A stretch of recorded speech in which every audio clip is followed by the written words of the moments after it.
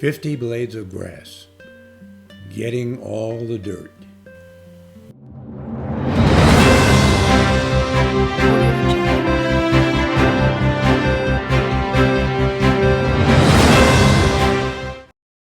Well, the question is, do we want to continue the Poa treatment and have full access to the greens on 6 and 11, or would we like to replace the grass with new sod and take the greens out of service for 3 to 5 months? Let's see what John has to say about that.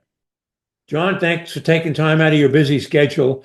I know that we have a lot of would-be agronomists on the course, and they've come up with some real good suggestions on what do we do with 6 and 11. Should we resod it? Should we tear it all out? And I'd like to get a better perspective on why we chose what I think is the best solution by doing the treatment process. So, John, maybe you can comment on that. Okay, yeah. So we made a conscious decision as to what would be the best time to do this. Obviously, we can't do it pre-season, and the fall is the best time to do any kind of application we were going to do. So again, we chose the product that was registered in California in 2023, but the timing for that is not conducive to the following season. So that's why we consciously chose the late fall of 2024 to apply this material that targets annual bluegrass. It was explained thoroughly that what the optics were going to be, what the surface was going to be like. And now we're just kind of transitioning out of having that control part, but we still have to have the growth back. And that's not going to happen until our ground temperatures at this point reach the 50s. Right now, we're in the upper 30s. But we have been, in the meantime, we still set seed, we still sand these spots, and we're still plugging away at any larger spots. So that was the reasoning behind to choose this time of year or last year to do it. Yes, and this particular product is just been approved by California, and it's much more effective than those that are in the past. Right. So other products would keep the plant in check, and we did do early applications with other products. Mm-hmm. As time went by, we were slowly realizing we're starting to lose this battle. So that's why in the industry that's why this material, PoaCure, methiozoline, because other courses were experiencing the same thing. Okay.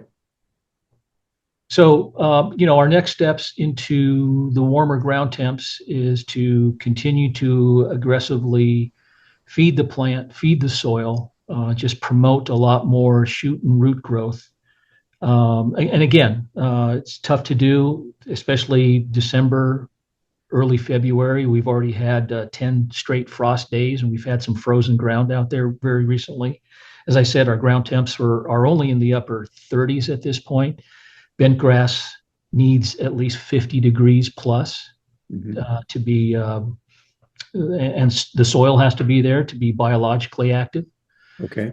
So again, our optics of the green are what they are. The playability might be hampered a little bit.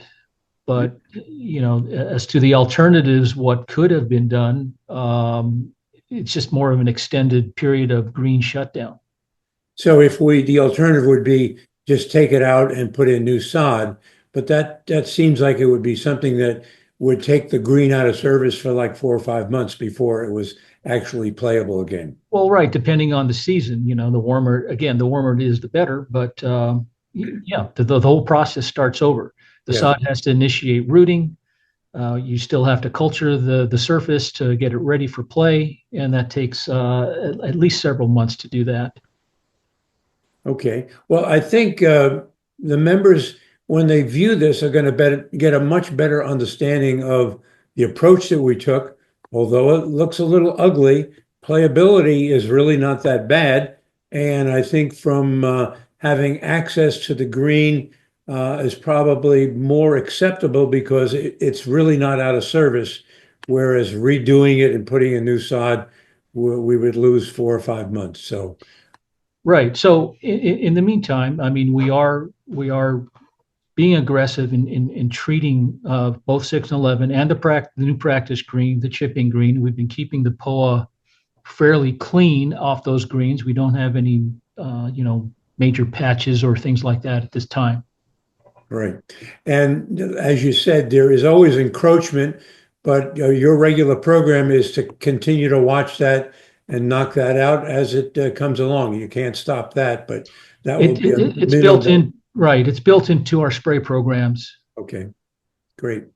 John, thanks again for taking the time. I appreciate it. And the members will, I'm sure, enjoy this segment. Thanks again.